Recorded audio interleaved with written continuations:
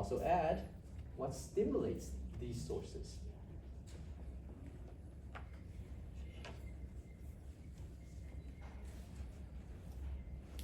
Okay, so what stimulates the source to produce and secrete the hormone? For every hormone, what's the target? Or target of that hormone, because it can be more than one. Okay? Now for every single target that you list down, what is the function of the hormone at that target? Okay? So please make this list. It'll help you master, or at least see, all of these particular hormones in their overall activities. Now, once we get to the endocrine system, which we will be talking about hormone exclusively, I'm going to show you a different way to kind of look at that as well. Okay, this will be the way I look at it, more so than the list. So let's take for one example. Which hormones do you want to do? You have all of these here. Pick one. Angiotensin 2. It's a good one. So angiotensin 2. Let's go backward. What's the source of angiotensin 2? Not really no source of angiotensin 2. So you can say the source of angiotensin 2 starts at the liver, right? So you say liver secrete angiotensinogen,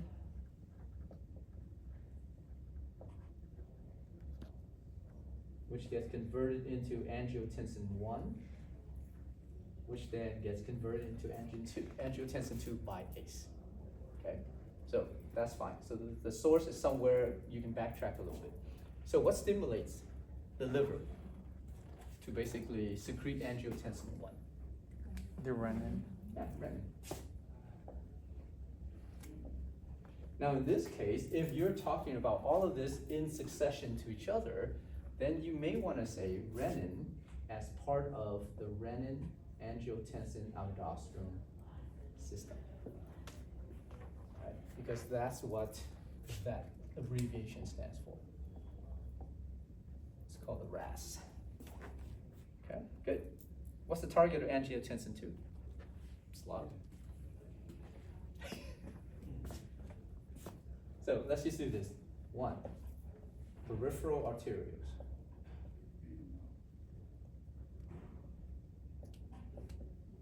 2, adrenal cortex. 3, sympathetic. What's sympathetic? Yeah, but what's the target? That's the function.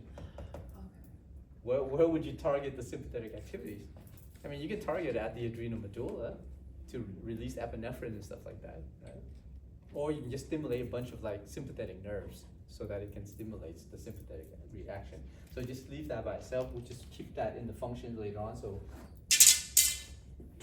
we'll say other, and then we'll put that as the function. What's the third target for angiotensin? Supraoptic nucleus. Supraoptic nucleus.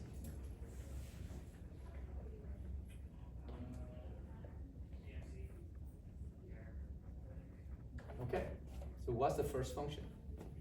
Increase the sympathetic activity. So vasoconstriction, right? Because number 1 has to go with number 1. Vasoconstriction, and what's the result of that vasoconstriction? Increase of blood pressure. Increased blood pressure. Good. Number 2. So secretion Secrete aldosterone. of aldosterone. And then you're gonna have aldosterone as another hormone somewhere down this list. So then you can do the same thing for aldosterone as well. Okay. What's number 3? Secretion. Of anterior hormone. So we'll abbreviate it ADH at posterior pituitary.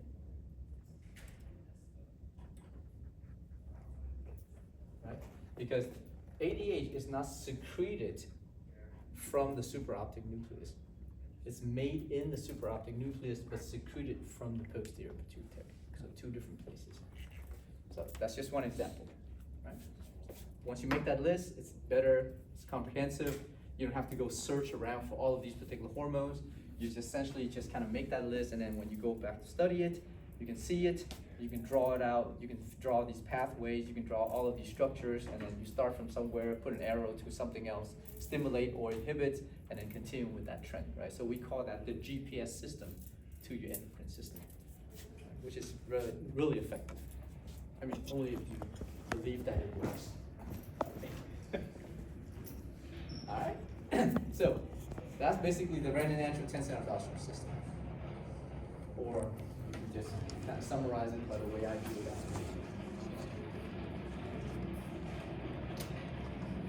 it. Now, on the other hand, so all of these hormones, that's part of this renin-angiotensin-aldosterone system, including anti-diuretic hormone, will be secreted when you have low blood volume. What if you have high blood volume? What if you ate too much salt? What if you retain too much water? How do you stimulate the kidney to get rid of that excess water in your blood? Because remember, if you have too much volume, if you have high blood volume, what's going to happen to your filtrate? It's going to be high. Really high. So therefore, once it reaches the macula densa will do absolutely nothing. Because the macula densa only respond to low filtrate volume. But if you have high blood volume, what's going to happen to your venous return? Increase. Remember the 6 factors that increases venous return or affect venous return? So if you increase the venous return, what happens to the blood as it enters the right atrium? Increase, right? So now as blood returns to the right atrium, if there's more volume than what is normal, the right atrium gets stretched more so. As it gets stretched more so, it will release a hormone. And that hormone is called atrial natriuretic peptide. Now, typically that hormone is not going to be released immediately as the atria gets stretched. But if the atria constantly gets stretched, because you have a constant increase in blood volume, then that stretching effect is now more long-lasting in a sense. So when that occurs, the atria will be like, all right, you know what? If you have a lot of blood volume, I'm going to have to do something about this. Otherwise, we're going to be, fluid overload, right? So I'm going to release a hormone, and that hormone is referred to as atrial natriuretic peptide. Okay. Now, atrial natriuretic peptide is a hormone that basically is going to regulate the amount of sodium in your blood and the amount of water in your blood. So the natri refers to the sodium, the uretic refers to the water. Okay? So ANP is going to antagonize the effect of aldosterone. So therefore, once the heart releases atrial natriuretic peptide, it's going to go all the way to the kidneys. And it's going to inhibit the distal convolute tubules, or it's going to counteract the effect of aldosterone. So therefore, you will no longer reabsorb sodium ions and chloride ions. And you will no longer secrete potassium ions. Okay? If there are any aldosterone basically still lingering and acting on this area of the body or of the kidneys, then that's one of the functions of ANP, is to antagonize this effect. So when ANP works at the distal convolute tubules, it's now telling the kidneys to stop taking back the salt and stop taking back the water. So what's the result of that? Into the bladder. So you will now increase your urine output. Right? So if you have a fluid overload, you have too much volume, ANP will now stimulate the kidneys to get rid of that volume. So you'd be peeing out more sodium ions and peeing out more urine overall. So therefore, the result of it is an increase in what we call diuresis and natriuresis.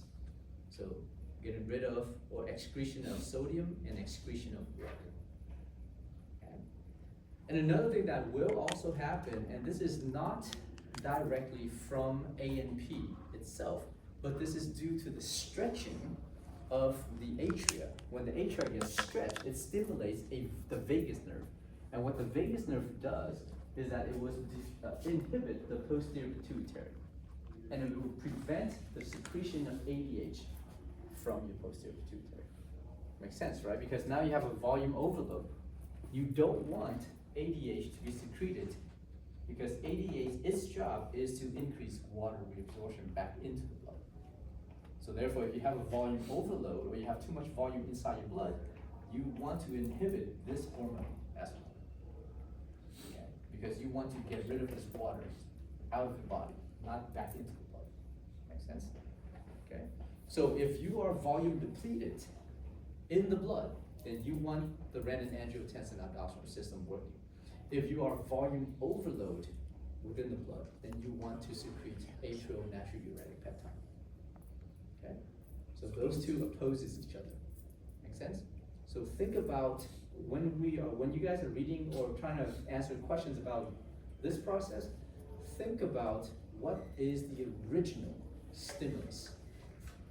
And based on that original stimulation, whether you have too much filtrate, too little filtrate, you have too much volume in the blood, or too little volume in the blood, and stuff like that, depends on the type of stimulation, you will now secrete different hormones. And those hormones all act on the kidneys, because the kidneys will help you regulate the amount of blood volume. The heart cannot regulate the blood volume.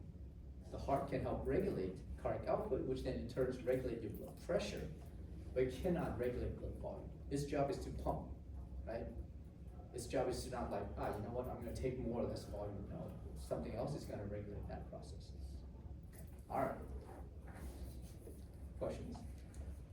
Do hormones come in like antagonistic pairs a lot of the time? What's that? Do hormones come in antagonistic pairs most of the time? Most of the time, yeah. If it's not hormone, it's gonna be something else, right? That kind of have to oppose something, because you do, so oftentimes you wanna turn something up, oftentimes you also wanna shut that down and turn something else up. So it have to have some kind of balance to maintain homeostasis. But yeah, as far as hormones go, there's gonna be different hormones that may play antagonistic roles for each other. There's actually other hormones that are synergistic, which means they amplify the effect of the other as well. Okay? We'll get to that later on once you get to the endocrine system, but not yet. All right, good. So that's blood volume regulation, okay? Now let's jump into blood pressure regulation, which some of this you guys did in the lab, or at least just managing or assessing the blood pressure itself. So blood pressure is a measurement of the pressure that exists within your arterial vessels. We don't care about the pressure that exists in the veins. We only care about the pressure that exists in the arteries. Why?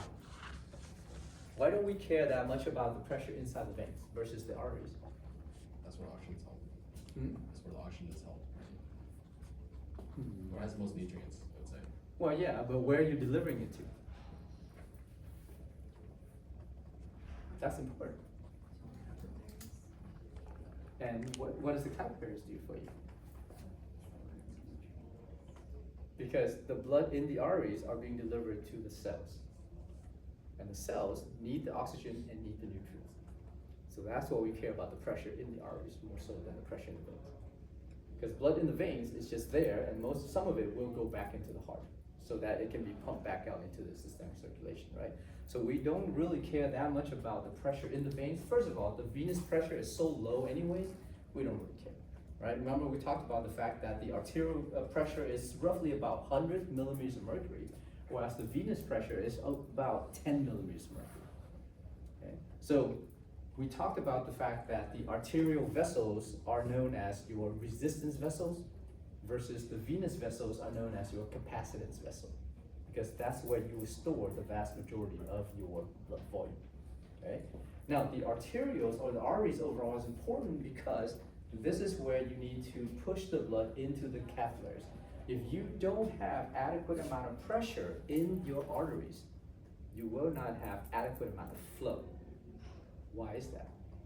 Whose law is that? Do you guys remember? That's Ohm's law, okay? So that blood pressure is essentially your delta P.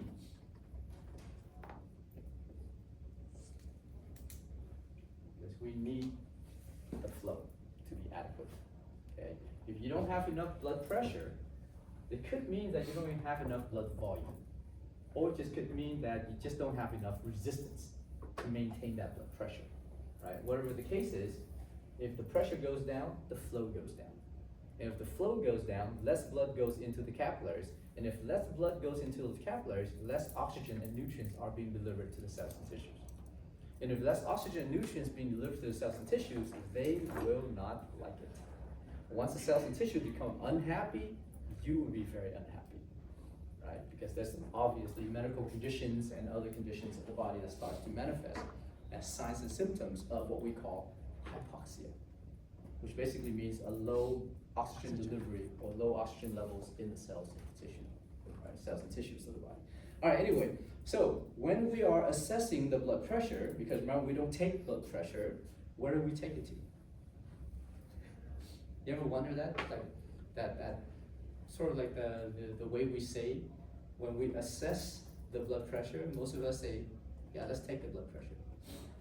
My question to you is, where do you take it to? On a date? Out in the field? So you don't take the blood pressure, you assess the blood pressure. You measure the blood pressure, okay? So keep that in mind, because I bet you anything, once you guys get into your training and you say, oh yeah, I wanna take the blood pressure, somebody, some smart ass like supervisor of yours or whoever it is that's managing you, like, where are you taking it to? That's because I get asked that all the time. I'm like, I don't know. Is that a trick question? All right, anyway, so let's assess the blood pressure. And when we assess the blood pressure, we are measuring two different pressures, okay? So every single blood pressure reading is gonna have two numbers, top number and a bottom number. The top number represents what we call the systolic blood pressure. Systolic blood pressure is called systolic blood pressure because this is the pressure that emanates, that is produced inside your arterial vessels when the ventricles are contracted, right? During systole. So when the ventricles contract, what's gonna happen to the volume of blood inside the ventricle? Let's say left ventricle. When the left ventricle contracts, where did that volume of blood go? Into the aorta, right? And if it gets pushed into the aorta, that volume of blood will push the volume of blood that's in front of it forward. And that volume of blood then gets distributed into your arteries. And the volume of blood inside the arteries push the other volume of blood into your arterioles, which then allows for the volume of blood in the arterioles to basically approach your capillaries. Make sense? Because it's all connected together. So if the heart pumps, it's gonna push blood progressively forward into the arterial circulation. When that happens, you now have an increase in volume into the arteries, and therefore it's gonna raise the pressure inside the arteries. So you measure the pressure right at that point. That is represented by your systolic blood pressure, okay? That's what it means. Now, the bottom number typically is going to be what we call the diastolic blood pressure. Diastolic blood pressure is the pressure inside your arteries that is measured while the heart is relaxed, right? Remember, systole means contraction, diastole means relaxation. So when the heart relaxes, what happens to the volume of blood inside that blood vessel?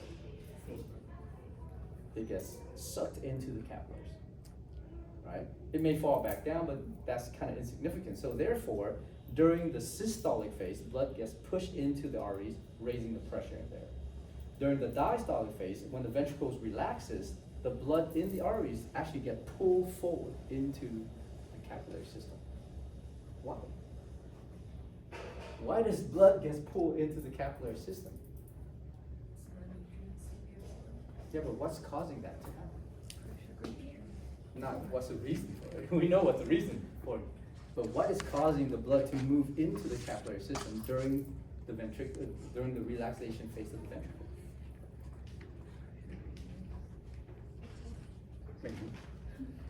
What happens when the ventricle relaxes? I brought pizza for everybody.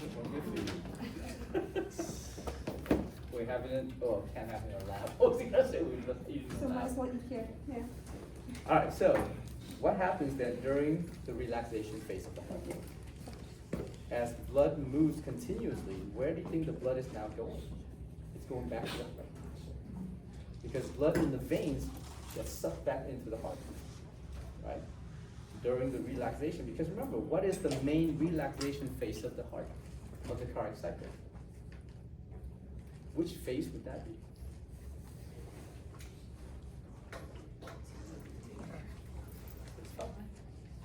And what do we call phase 5 of the cardiac cycle? Ventricular filling, right? So when the ventricles are relaxed, it fills with blood. Where's that blood coming from? Wherever it is that's going into the atria. So now blood is being sucked back into the ventricles again. So therefore, blood is now going to be pulled from the arterioles into the capillaries. It's a closed loop system. There's no gap in between them. There's no air pockets and stuff like that. I mean, hopefully there's no air pockets, otherwise you may die. But so therefore, it's all filled with fluid continuously. So when the heart contracts and ejects blood out, there's an increase in volume deposition into your arteries that we measure as your systolic blood pressure. But when the ventricles relaxes, the blood now returns back into the ventricles from the veins. So therefore, it pulls the blood forward, and therefore the blood in the arteries now moves into the capillaries. So during that time, the amount of volume of blood inside the arteries are actually the lowest. Make sense? Okay? But that is now represented as your diastolic blood pressure. Make sense? Okay. It's just a picture of a clamp. So therefore, if let's say you increase the constriction or you constrict this part of the blood vessel, then distal to that, the pressure is going to go down, but proximal to that constriction, the pressure is going to go up. Make sense? So you clamp down any blood vessels, distal to that clamping or whatever that constriction is, that's going to be lower pressure. Proximal to that, the pressure is much higher. Right? Physics. All right.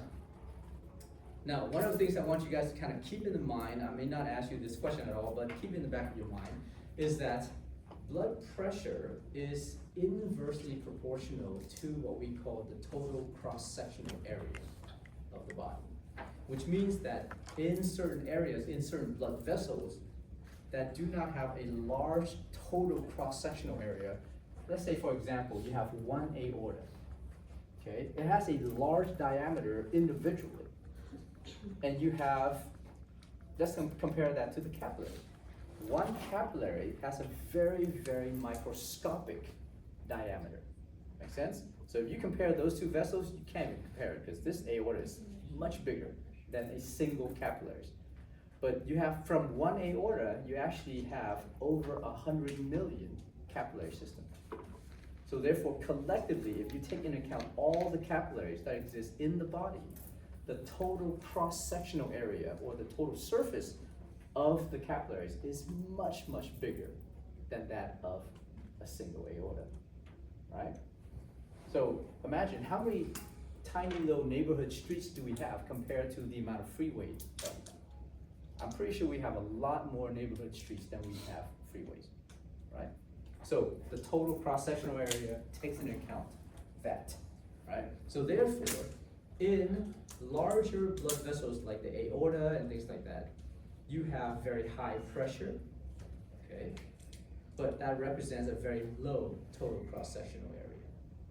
And as you continually branch out into the muscular arteries, into the arterioles, you can see that progressively the pressure is gonna now go down as the total cross-sectional area increases. Once you get into the capillary system, this is where you have the highest total cross-sectional area. And in the capillaries, you have a very low pressure. Okay. So this is only in comparison to the pressure inside the arteries. We don't compare this to the total pressure of the body, because in the veins, the pressure there is gonna be very, very low anyway. So we don't care about the pressure in the veins. So just to compare the pressure in the arteries and the pressure of the capillaries in relation to their total cross-sectional area, they are inversely proportional to each other. Okay. All right. Now, in addition to the systolic blood pressure and the diastolic blood pressure, which you can assess using your sphygmomanometer, you can also assess what we call the mean arterial pressure. The mean arterial pressure is essentially defined as the average blood pressure in the arteries during one cardiac cycle. Okay? Now the factors that basically affect the mean arterial pressure is what we call cardiac output and systemic vascular resistance. The systemic vascular resistance, just think of it as the total peripheral resistance of the body, right? Systemic vascular means the vasculature in the systemic circulation, i.e. the arterioles. If you take into account the resistance of every single arterioles that we have, that's your systemic vascular resistance. So basically it's the same thing as taking into account the total peripheral resistance of the body, okay? Now there's another factor called the central venous pressure, which is a pressure that is measured at the vena cava, the blood vessels that return blood to the right atrium. But most of the time that pressure is 0. So therefore we neglect it altogether, okay? So in terms of mean arterial pressure, the two main factors that affect it will be cardiac output and systemic vascular resistance, okay? Now, there's another way to calculate the mean arterial pressure, and that is to use the numbers that you achieve or you collected from your blood pressure reading. So when you assess the blood pressure, you get the systolic blood pressure, you get the diastolic blood pressure, then you just apply it to this equation. Okay? So mean arterial pressure can be derived from taking the diastolic blood pressure and adding that to a third of the difference between the systolic and diastolic blood pressure. Okay? Why a third? That's just the way they design it. Okay, good. So therefore, if your blood pressure reading was 120 over 80, then the average or the approximate mean arterial pressure is about 93 millimeters of mercury. Okay, that's just the average pressure within that arterial vessel per cardiac cycle. Now, of course, the mean arterial pressure will change throughout the day. Change as you engage in certain activities, change as you have certain psychological stress or whatever it is, right? Anxiety or whatever that sets in. So therefore, that mean arterial pressure is just an average. So you take that average throughout the whole day to see if you can fall within that category of normal. All right.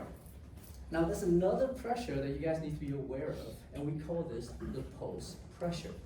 So remember back into the first activities that you did in this class, right? You're measuring your pulse rate, and you usually use your radial pulse to measure your pulse rate. Okay? You can use carotid pulse, you can use brachial pulse, you can use popliteal pulse, you can use femoral pulse, you can use whatever it is you want. But the most common one will be your radial pulse, right?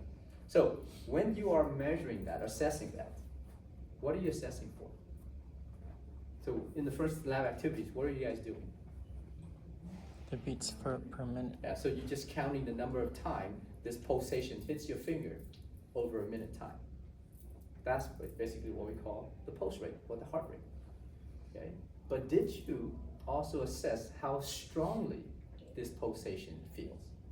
Of course not, nobody does. So we call that the pulse pressure, okay? The pulse pressure is how strong that pulsation is pushing up and down on your finger. Now, the pulse pressure is derived from taking the difference between your systolic blood pressure and your diastolic blood pressure. So typically, let's say if your blood pressure reading is 120 over 80, your pulse pressure should be around 40 millimeters of mercury. Now, this 40 millimeters of mercury represents your stroke volume. Okay? Why does it represent your stroke volume? Well, because the systolic blood pressure is the pressure that we measure in the arteries when the left ventricles are contracted. When the left ventricle contracts, what's it going to do? It's going to eject out that volume of blood. What do we call that volume of blood? The stroke volume. Okay? So whatever that stroke volume is, we can't measure volume in a confined space by measuring the liters of that volume. Does that make sense? We can measure volume in a confined space by measuring the pressure that is produced by that volume. All right? So let's say you fill up a water balloon. If you forgot to measure how much volume you put in there, you can actually measure how much pressure that volume produces as it pushes onto the walls of that balloon. Okay? You can measure how much pressure is inside a container of fluid as it pushes onto to the container of the fluid. You can measure how much volume is inside your blood vessel by the amount of pressure that it pushes onto the walls of your blood vessel. You can measure volume by basically measuring what is the pressure that allow for filtration to happen. So you guys remember the microcirculation, the Starling forces that we did, the calculation? So we have positive 11 millimeters of mercury of fluid that's being filtered. That's the amount of fluid that is being filtered. Okay, so that pressure basically represents the amount of fluid that is moving into and out of the blood vessel every single time blood enters the capillary system. So same thing here, this 40 millimeters of mercury represents roughly the amount of blood that is ejected out of the heart every single time your left ventricle contracts. And essentially that is known as your stroke volume. Okay? Because what's the diastolic blood pressure? Well, it's the pressure that is now inside your blood vessel once that volume moves into the capillaries. Right? So the difference between that is reflected as the stroke volume, but also more importantly, that pressure, that pulse pressure, represents the amount of blood that is now being delivered into all of your capillary system. So if you don't have adequate amount of pulse pressure, you will have inadequate amount of volume being distributed into your capillaries.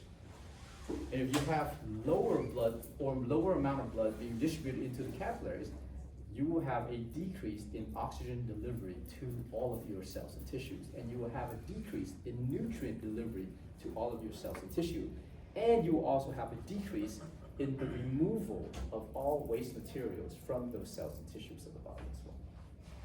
Okay, so therefore everything is going to suffer if your pulse pressure goes down. Okay, so oftentimes, a lot of time when you have patients, a lot of your female patients will have very low blood pressure. Some of the female patients that I assessed, their blood pressure was like 90 over, I don't know, low 60 or high 50s or whatever it is. Okay? As long as the systolic blood pressure is above 90, it's fine. Once that systolic blood pressure falls below 90, that's concerning. Okay? Because then it'd be, then obviously your heart's not working hard enough to pump out volume and stuff, right? But if you take 90 over, let's say 55, what's the pulse pressure? Close to 2. It's 35, so it's pretty close to 40. So therefore it's adequate. Even though the blood pressure is low, you have to assess that pulse pressure to make sure that the cells are receiving adequate amount of blood. So therefore, that means that the cells are receiving adequate amount of oxygen and nutrients. Okay? But if that systolic blood pressure becomes too low, that means the heart is not working as effectively as it should. If it contracts and relaxes effectively, it should eject out, higher pressure, let's just say. So therefore, that systolic blood pressure should be slightly higher. So is 40 millimeters of mercury about average, or is like that? It's About ideal? average. Okay. That's what you want. So therefore, give or take 5 millimeters of mercury. Right? So if you have a pulse pressure of about 35, it's fine.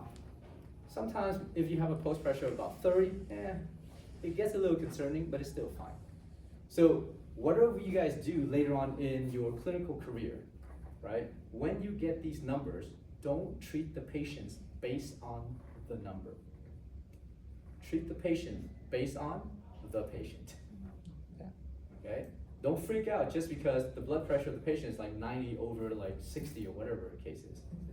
Look at the patient and see if the patient is still perfusing adequately, right? That patient is not super pale and about to pass out, right? Patient is not like sweating like crazy, heart rate is not super elevated and stuff like that, right? The patient is not, whatever, like the patient, if the patient still looks normal, talks normally, have high cognition, basically you ask her questions that she's like, yeah, I'm from Earth, this is the year 2025, Christmas is coming up. She's not telling you the alien's about to come. It's like she doesn't know who you are, she doesn't know how to get there, or he doesn't know how he got to that office. That's concerning.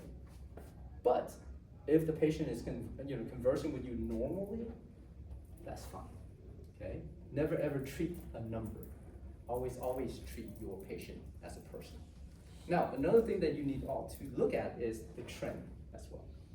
So typically, if you have an established patient, they will have multiple assessment of their blood pressure.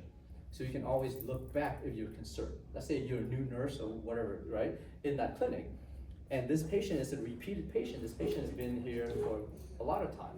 And this is the first time you see this patient though. So you assess the patient, you see the blood pressure is low, and you're like freaking out.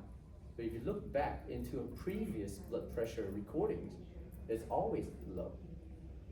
But she's still fine. So the trend is normal. So there's no concern whatsoever. If the trend is low and all of a sudden it's super high, that is more concerning. Then basically looking at that number and say, I'm satisfied with that number. You shouldn't be satisfied until you assess the patient. Okay. Anyway. All right. So now typically when we measure blood pressure, we use this particular machine called a sphygmomanometer. Basically that's a machine, it's a modified version of that machine that you guys use in the lab, right? To take that bladder, we call it bladder. So we call it blood pressure cuff, a bladder, and we wrap it around the brachium, right, the upper arm. And then we inflate that cuff. We inflate that bladder so that it compresses onto your brachial artery. And what it does is that it induces so much vasoconstriction, or it constricts that artery so much that it actually cuts off blood flow through that artery. This is why you don't want to keep that cuff inflated for too long, because now it becomes super, super painful for the patient, right? So when you inflate that cuff, you cut off the blood flow through the brachial artery, and then you slowly release the pressure around that cuff. As you slowly release the pressure around that cuff, you will now slowly open up that brachial artery. So as you compress that brachial artery, what's going to happen to all the pressure in front of that constriction? It's going to go way up, right? Now, as you slowly open this up, it's a tiny opening. So all that pressure pushing that blood out this tiny hole, what's going to happen to the flow characteristics of the blood distal to that opening? Is it laminar or is it turbulent? Turbulent. Super turbulent. It is going crazy, just bouncing off the wall of that blood vessel, trying to escape that tiny little hole. So now, as you continue to release the pressure, the brachial artery opens up more.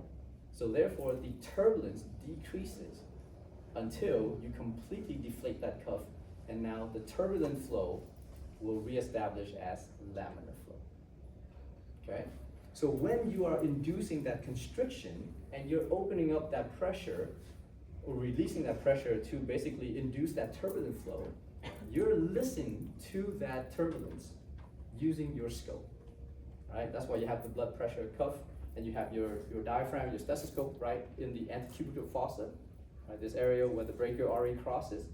So basically you're listening downstream to when you open up that cuff so you can hear the blood flowing through that tiny little opening, and it progressively gets bigger and bigger. So you're listening for all of that turbulent sound. All the sounds that you hear are collectively called the sounds of Korotkov, named after Dr. Korotkov. Okay? So typically when you start to hear the sound as you deflate that cuff, you have a little dial, right? And that dial has a needle. And the needle is going to start to pulsate. Make sense? Now, if you are astute and you're paying attention to this, the needle pulsates before you actually hear the first sound. Does that make sense? Because as you open up that brachial artery, blood starts to shoot out, and then as it shoots out, that needle is going to pulsate because you're measuring this crazy pressure change that's going on. Very high pressure, now it's just fluctuating. But then the sound comes a little bit after that. There's a delay in the sound transmission. So you hear the pulsation of the needle, and then you start to hear the first sound. That first sound, you look at where the needle is, that indicates your systolic blood pressure. Okay? And the needle, the frequency of the pulsation of the needle will decrease as you open up this cuff to reestablish more blood flow through that brachial artery, because there's less pressure now. So as the needle decreases in accordance to the pressure applied by that cuff, the pulsation of that needle is now slower until it no longer pulsates. Okay? So as you look at the needle as it's pulsating and it's decreasing, you also listen for the sound. So the sound is going to change in terms of the characteristics. The last sound that you hear, wherever the needle is, that represents your diastolic blood pressure. Okay? And usually with the diastolic blood pressure, when you reach it, the needle stops pulsating. Now let me ask you this, if you've ever done this, what if you do not hear the sound? So imagine, you guys are all in clinic right now, and I'm assessing you, okay? This is a test, this is an exam, a physical examination. You are supposed to be listening to blood pressure and telling me what the blood pressure of the patient is. You're listening, I'm also listening. Okay, so usually the exam will have, or the examiner will have a special scope that has the earpiece also attached to the same scope. You're using the same scope to assess the patient, so therefore you can't lie and cheat, right? So if you're doing this, you're pumping up the cuff and you're trying to listen, and you cannot hear the sound of Karakov as you deflate that cuff. What's your next move? You're gonna make up numbers? Because the instructors will know what those numbers are. You can look at the dial and see where it's pulsing, right? You can. But how do you know which, it's not accurate where the dial is. You can't hear the sound, how do you assess where the systolic and diastolic blood pressure starts and ends? Try again. No, don't guess. You guess, you fail. Don't guess. You try again. You can Try do it the 2 other times. arm. Well, you do the same arm first. So let's say you deflate it, you can't hear anything, you're like, all right, I can't hear anything, let me inflate it and reassess it. So you inflate it one more time, and you listen to it intently, and sometimes when you listen too intently, you won't hear anything. Because you're trying to listen past all the sounds. Because if you put that scope onto the patient's skin, any tiny movement will produce sounds. So as you're getting more and more nervous, you're a little more agitated. So it's like, oh my God, so much sounds, I don't know which one to listen to, right? But there is that faint sound in the back. You have to kind of filter through all of that. Now let's say if you do this again and you still can't hear another sound, what do? Try the Switch other it to arm. the other arm. Okay. Now, if, let's say, so hopefully within the 4 measurements, 4 times that you inflate these particular cuffs, you should be able to hear something, right? Now you have to write all that down, okay? So make sure to say, oh yeah, assess blood pressure on the left arm twice, couldn't hear a sound, so now assess it on the right arm. On the exam, usually they want you to do bilaterally, okay? And if you can't hear on the left arm, you have to switch to the right arm. How long do you wait until you go back to the left arm? 5 to 10 minutes. Because you don't want to stress out that artery too much. If you do it again immediately, you cause damage to the arteries itself. Okay, so therefore give a little bit of time, the patient settle down. Because of course it's very uncomfortable for the patient anyway. The patient knows that you're a student, so hopefully they have a little bit of sympathy for you and stuff like that. Some people don't, right? They just don't care. All right, so now let's say if you're assessing the blood pressure and the instructor is not listening. Okay, so you're the only one that's listening, but you do it and you don't hear a sound. So how do you assess? Let's say this is your last shot. This is like the last chance that you get, and you're pumping up the cuff, and yes, you're deflating it. You don't hear the sound, but you see the pulsation of that needle. You still don't hear any sounds of Karakov all the way until the needle stops pulsating. What do you do now? Now you're sweating bullets. You can't ask the instructor to do it for you. Definitely can't ask the patient to do it for you. Right? So here's the way, well, don't do this. Do this after you pass, right? You can change lane without signaling once you get your driver's license. But when you're taking the exam, you have to signal, you have to look, you have to do all this weird shit that you have to satisfy, the examiner so they can pass you. So one of the ways to circumvent this situation, because you will have patients where you will not hear those sounds. So when you see, as you pump up the cuff, and as you release that pressure, you see that pulsation of the needle, and you don't hear a sound, note where the pulsation starts and subtract 5 millimeters of mercury from that number. That will be your approximate systolic blood pressure. And then wherever the needle stops pulsating, that will always be your diastolic blood pressure. Okay? So that's just a way to cheat or circumvent that situation. I shouldn't say cheat, just get over that situation. What are some reasons that you might not be able to hear it? Who knows, maybe they have just too much body fat, maybe you have a horrible scope, like a stethoscope or stuff like that. you forgot your scope, and then, you know, you have to get a plastic one from wherever. Like, you imagine the scopes that we use in the class, sometimes you can't hear anything. So sometimes in the hospital, you may have those scopes because you don't have anything else, but you still have to assess the patient's blood pressure. Normally, you would have your own, and usually it's gonna be like a step, you know, whatever it is, like super high, like $160 or whatever.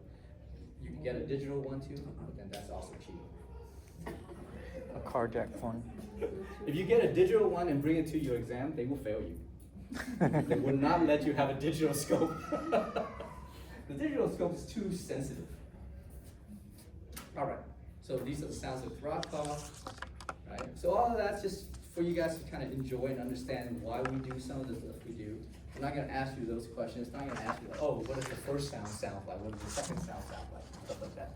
Just know that you will hear a series of sound as you start to release pressure around your brachial artery. And that those sounds are created by turbulent flow as the blood exits through that artery. And then when you assess that sound, you can now use the sounds to assess the systolic and diastolic blood pressure. Okay? All right. Okay, so how does the body regulate blood pressure? That's the topic that we need to know. So I'm gonna erase this one. I need the board.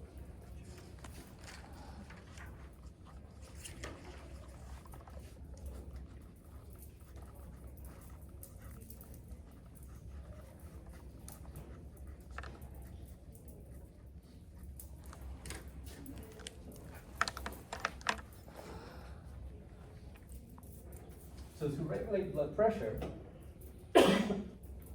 this is a more or less a neural reflex, right? There's no hormones involved in this, it's just neurological reflexes. So therefore, if your blood pressure, for some reason, your mean arterial pressure goes up, something kicks in to bring that mean arterial pressure back down. If your mean arterial pressure is too low, something kicks in to bring your mean arterial pressure back up. That's basically how we regulate blood pressure, because we have to do it from second to second, right, for the rest of your life. So therefore, the topic to help with the regulation of blood pressure is referred to as the baroreceptor reflex. Okay, baro means pressure. Receptor are these particular sensor or receptor structure that detect changes in the pressure of your arterial vessels. And depends on the pressure, whether it's high or low or normal, then it's gonna reflexively respond to that as a reflex, right? Just like any reflexes. It's quick, it's rapid, it's neurologically regulated, so there's no hormones involved. Anytime you have hormones, it takes longer for the hormones to kick in and stuff like that. So the baroreceptor reflex is all about the neurons, the nervous system, right? Reflexively stimulate the response appropriately to change the blood pressure, okay? So for this, I'm just gonna draw it out for you guys. Okay, so imagine you have your heart.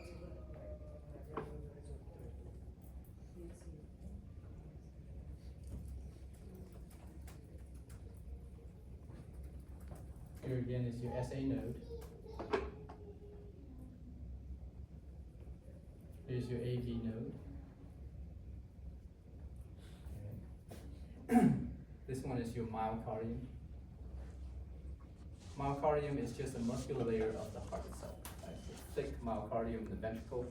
We don't really care about the myocardium in the atria. It's, it's so tiny. All right, coming off of the left ventricle, you're gonna have your aortic arch.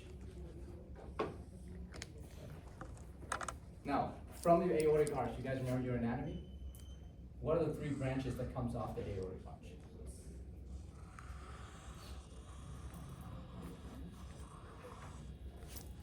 Aren't you in anatomy?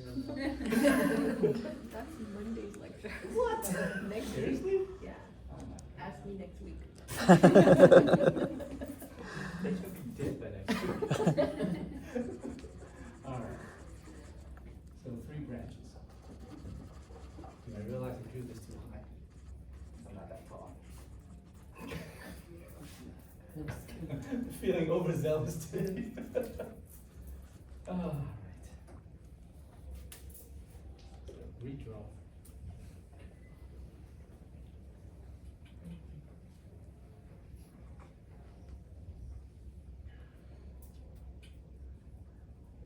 That's a node. Maybe node.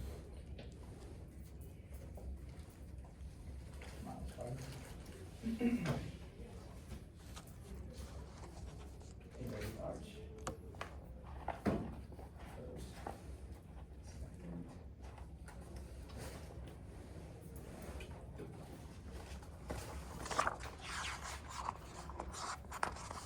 All right. So you have your brachiocephalic, you have your left common carotid, and you have your left subclavian arteries and stuff like that, right? So let's just look at this area. So with the carotid artery is going to split. So this is called the common carotid artery. And as it splits, one of them becomes the internal carotid artery, which basically goes into the brain and supplies blood to the brain. And the other one is known as the external carotid artery, which basically supplies blood to all the face, neck and face area, right? External structures. So imagine if this is your internal carotid artery. This is your external carotid artery.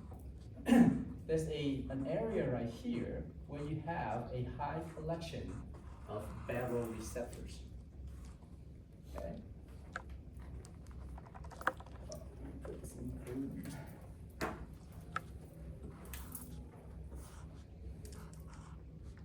And this area, that's right at the base of your internal carotid artery, we call this the carotid sinus. So carotid sinus contains a huge amount of baroreceptors. Why do we want baroreceptors right at the base of the internal carotid artery? Why? Good. Okay, it's a junction, sure. But why? Because, like I said, blood divert into the internal carotid artery is delivered into the brain. So we want to always monitor the pressure of the volume of blood that is now moving into the brain, because that is one of your vital organs, right?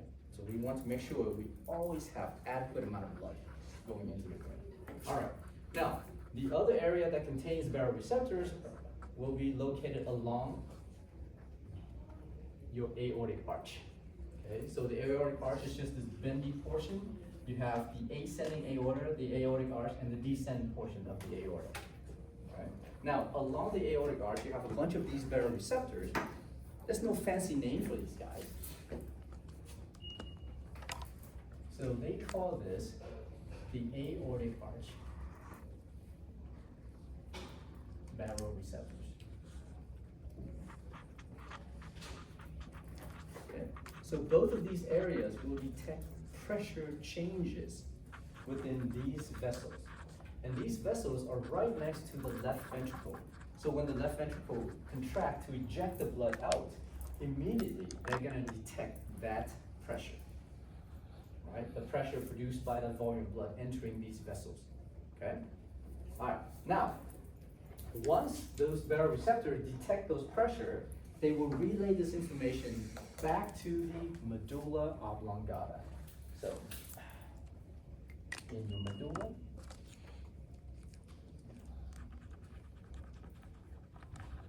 you have two centers. Collectively, they are known as the cardiovascular centers, located in the medulla oblongata. One of these cardiovascular centers will stimulate the activities of the heart. So we call that the cardiogenic center. Okay. The second center within the medulla oblongata is going to regulate the resistance of your blood vessel. So we call that the vasomotor center. Make sense? So vasomotor, vaso basically vessel, motor refers to smooth muscle. So vasomotor center is basically the pathway to control the smooth muscle activities around those arterioles, and therefore helps to control the resistance of blood flow. throughout the whole body. Cardiogenic, cardio refers to the heart, genic basically is just the activity of, so cardiogenic center will regulate the overall activities of the heart. So controls the heart rate, controls the contraction of the heart, and things like that, right? Okay, so. Now, down here, we're gonna draw a slice of the spinal cord.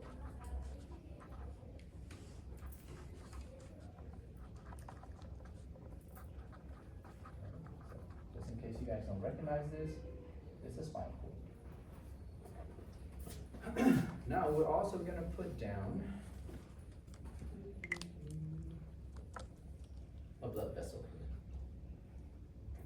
Okay, so this is a blood vessel. This area basically is the smooth muscle.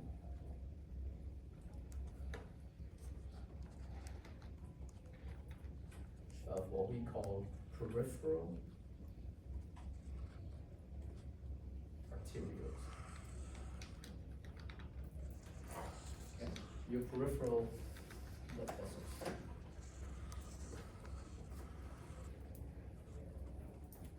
Alright, so that's the setup. Now, from the carotid sinus, once it detects these pressure changes of the volume of blood that's moving progressively in the internal carotid artery, it will relay this information back to both of these sensors. And the relay of the information is through your glossopharyngeal nerve, or cranial nerve, number 9.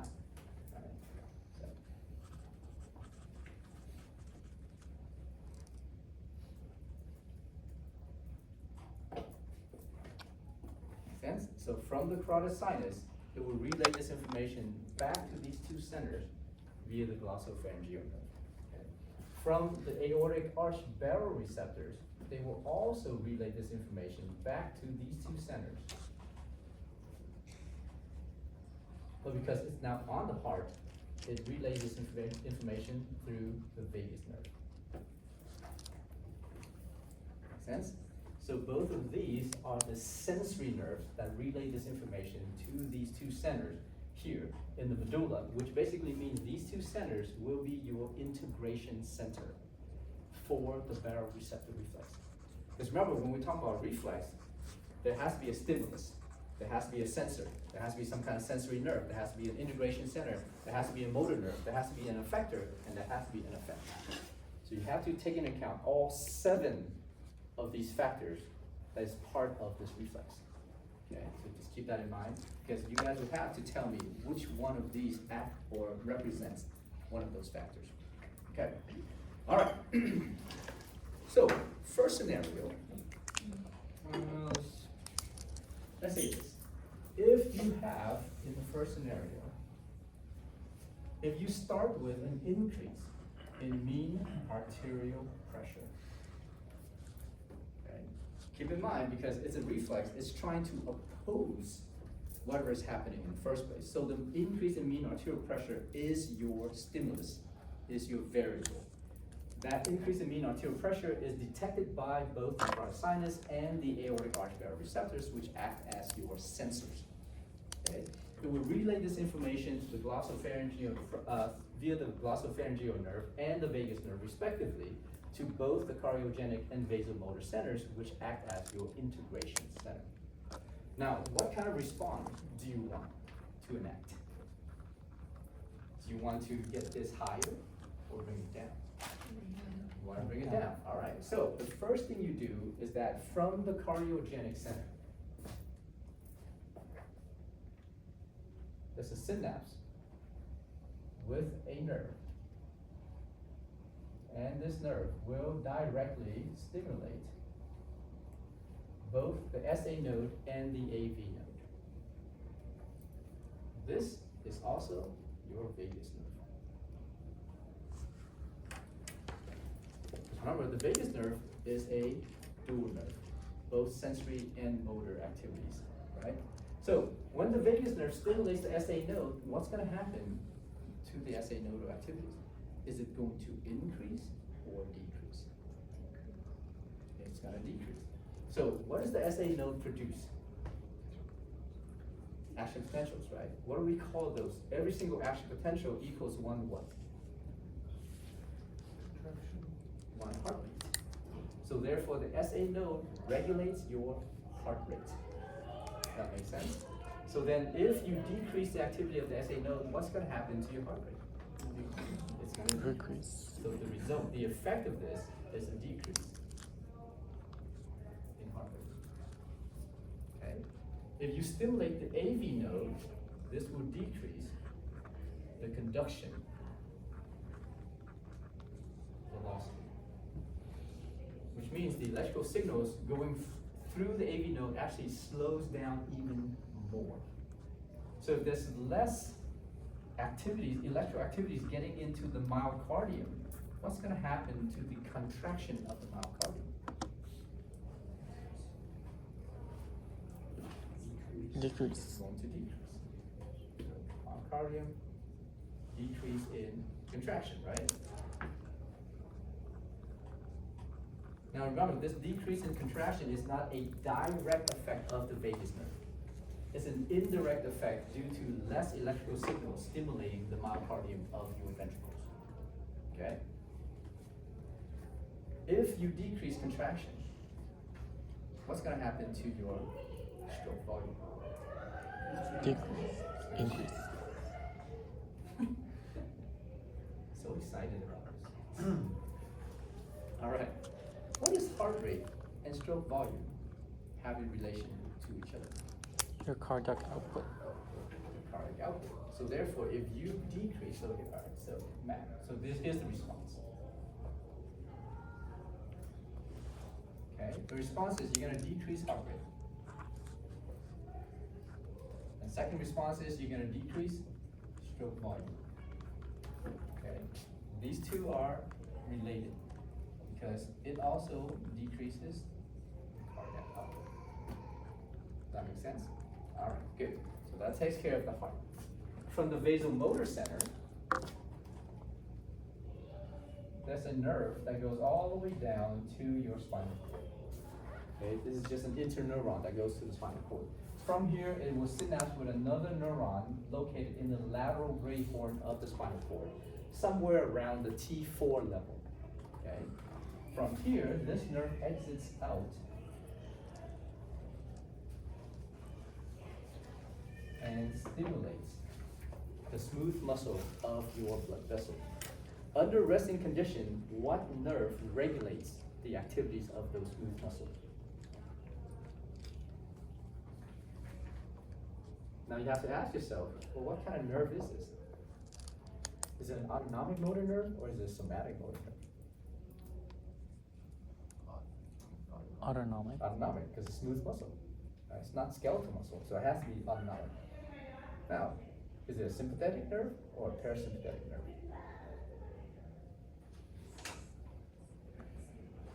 So under normal resting condition of the body, the sympathetic nerve will always regulate the smooth muscle of these arterioles in your periphery. Okay, so this is called your sympathetic nerve.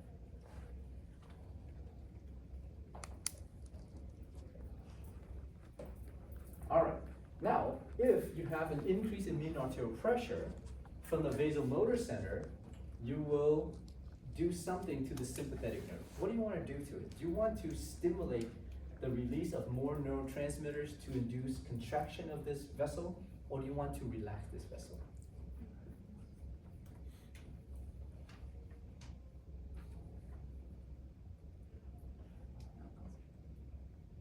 Remember, if you constrict the vessel, what's going to happen to the pressure in front of that vessel? It's going to increase. You already have a high mean arterial pressure. You don't want to increase that anymore. So then you will inhibit. So this pathway will inhibit the sympathetic nerve. And therefore, there'll be less neurotransmitters.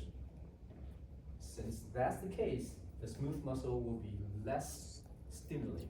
Or you can think of the smooth muscle becoming inhibited. So the result of that is what? Decrease smooth muscle activities,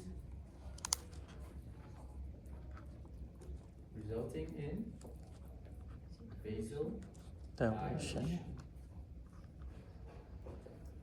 What does vasodilation do to your systemic vascular resistance?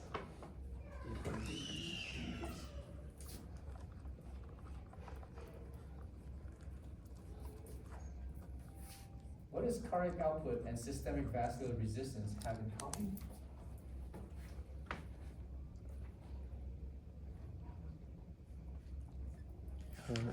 Pressure.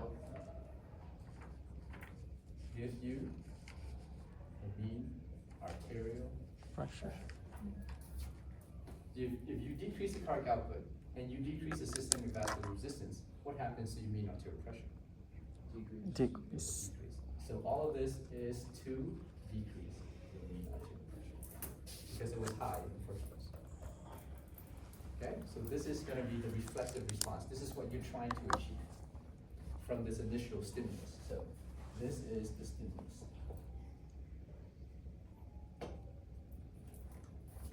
This is the response. Okay, makes sense, right? Okay, good. Second scenario. So please learn these scenarios because I'm going to give you one of these scenarios on your lab exam. And from these scenarios, you're going to have to tell me the response that occurs so that the patient doesn't die. Right? Pass out, maybe if the pressure is too low, stroke out, the pressure is too high, so therefore it's going to be bad for the patient no matter what. So second scenario, right? You have a decrease in mean arterial pressure to start with. So this is going to be your stimulus state. Okay, so what do you want the response to be?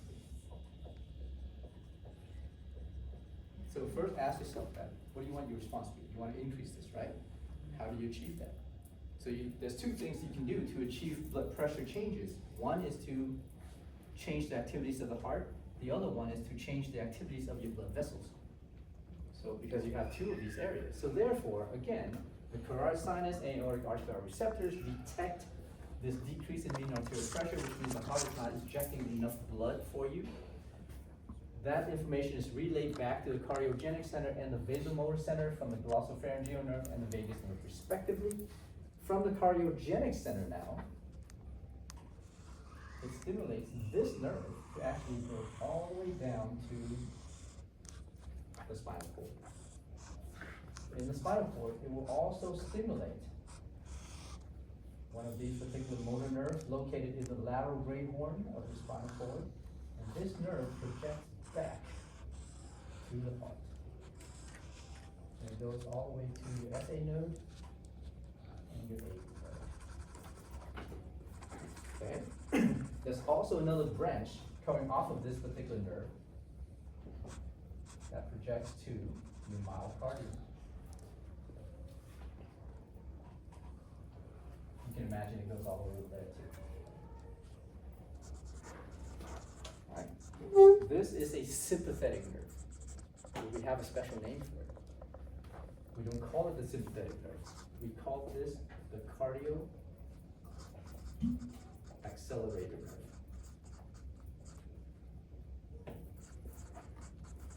Which is a sympathetic nerve.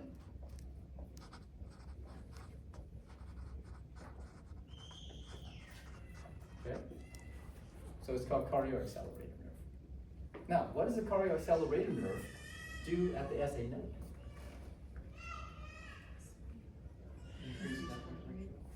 Increase action potential, which means increase heart rate. Increase the heart rate. What does it do at the AV node? Obviously the opposite of this one, right? So increase conduction velocity. Now, because it has a direct stimulation to your myocardium, it will definitely increase the contractility.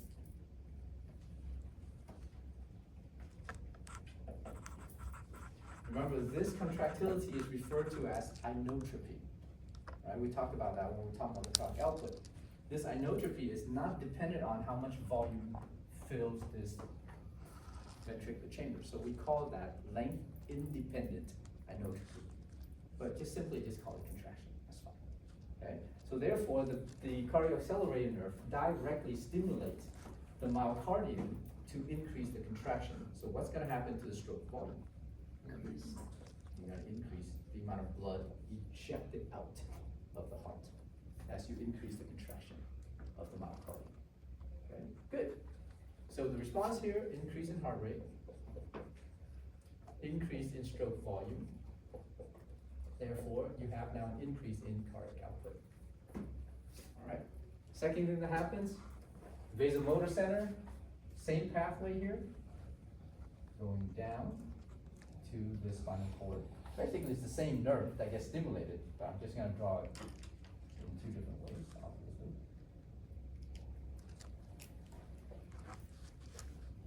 Okay, so it's still the sympathetic nerve, because it's still the same nerve. But in this case, for this reflexive pathway, this nerve now becomes stimulated instead of becoming inhibited.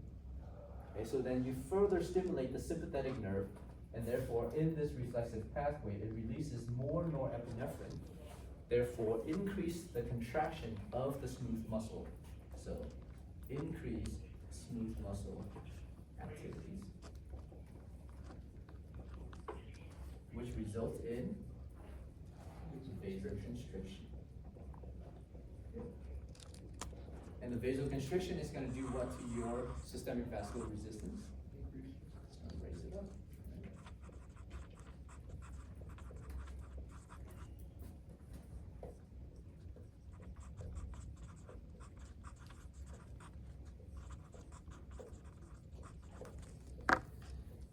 And we've achieved that. Okay. Baroreceptor reflex. Very important. Please stand. Any questions about this? All right. Take a break. We'll start with the next chapter.